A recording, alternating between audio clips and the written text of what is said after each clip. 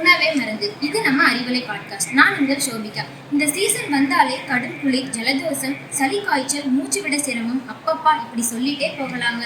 மூக்கு பிரச்சனைக்கு முசுமுசுக்கை, சளி பிரச்சனை யாருக்கு எப்போ எப்படி வரும்னே தெரியாது. வேலிகள்ல வளர்ந்து கிடக்கிற முசுமுசுக்கை இலையை காலையில தோசை மாவோடு சேர்த்து கலந்து சாப்பிட்டு வந்தாலே சரியாயிடுமாங்க. சர்க்கரை நோய்க்கு மாங்குழுந்து, யாரும் சீண்டாந்த மாவிலை கொழுந்தை துவரம் பருப்பு மற்றும் உப்பு சேர்த்து வேக வச்சு சாப்பிட்டு வந்தாலே நோய் கட்டுக்குள் இருக்கும். வாய்வை விரட்டும் பெருங்காயம், 1/4 ஸ்பூன் பெருங்காய பொடியை மோர்ல கலந்து குடிச்சா ஏப்பம் வெளியேறும்.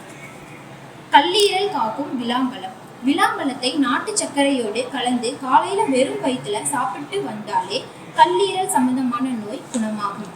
வெங்காயம் கெட்ட கொழுப்புகளை குறைக்கும், தசைகளுக்கு புத்துணர்வு அளிக்கும், மாதவிலக்கை சீராக்கும், வறட்டை தொண்டை இருமலை சரி செய்யும், எலும்பு அடர்த்தி குறைதல் பிரச்சனையை தடுக்கும். பிஸ்தா, 100 கிராம் பிஸ்தாவில் 550 கலோரி ஆற்றல் இருக்குது. பீட்டா கலோரின், வைட்டமின் இ போன்ற ஆன்டி ஆக்சிடென்ட்கள் நிறைந்துள்ளன. பிஸ்தா எண்ணெய் சருமத்தை பொலிவாக்கும். தயமின், தாமிரம், இரும்பு சத்து நிறைந்துள்ளது. துத்தநாகம் நோய் எதிர்ப்பு சக்தியை மேம்படுத்துகின்றது. உடலின் பல்வேறு செயல்பாடுகளுக்கு அவசியமானது. 100க்கும் மேற்பட்ட என்சைம்களை தூண்டுகின்றது. எலுமிச்சை வைட்டமின் சி நிறைந்தது. வாந்தி உணர்வை போக்கும், சருமத்தை பொலிவாக்கும். பொட்டாசியம் சத்து அதிகம் கிடைக்கும். சிறுநீரக கல் பிரச்சனைக்கு சிறந்த நிவாரணி. எலும்புகளுக்கு நல்லது. இதய நோய்களை தடுக்கும். இன்னும் பல நல்ல தகவல்களோடு மீண்டும் ஒரு முறை உங்களை சந்திப்பதில் மகிழ்ச்சி அடைகின்றேன். நன்றி, வணக்கம்.